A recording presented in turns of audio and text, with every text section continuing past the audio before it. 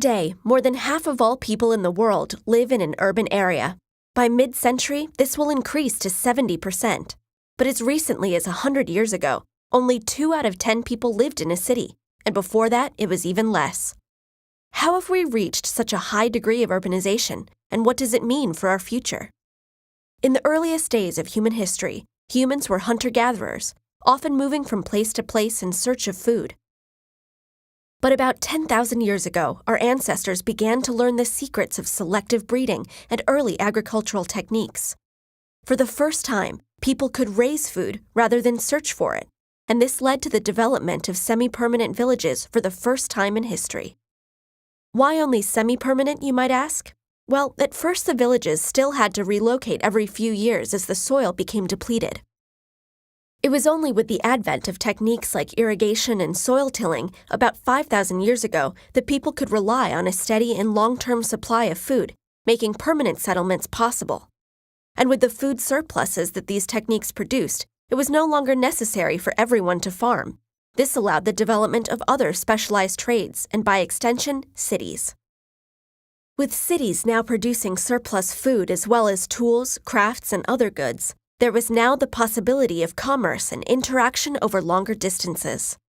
And as trade flourished, so did technologies that facilitated it, like carts, ships, roads, and ports.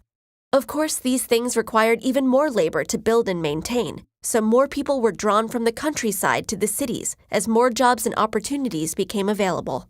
If you think modern cities are overcrowded, you may be surprised to learn that some cities in 2000 BC had population densities nearly twice as high as that of Shanghai or Calcutta.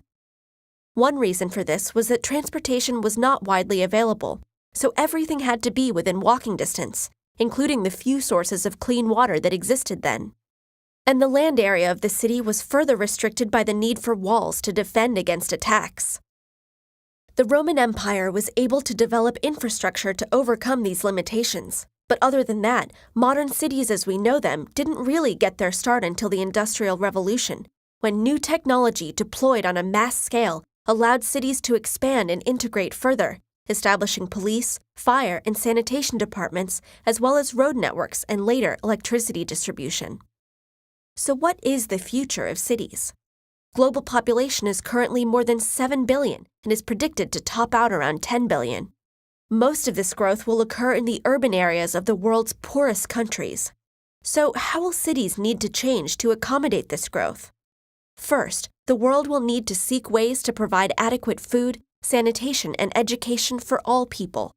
Second, growth will need to happen in a way that does not damage the land that provides us with the goods and services that support the human population.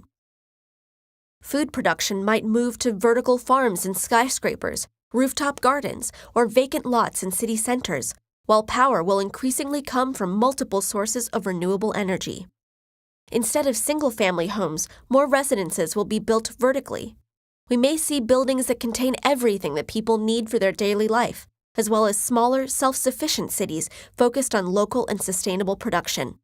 The future of cities is diverse, malleable, and creative, no longer built around a single industry, but reflecting an increasingly connected and global world.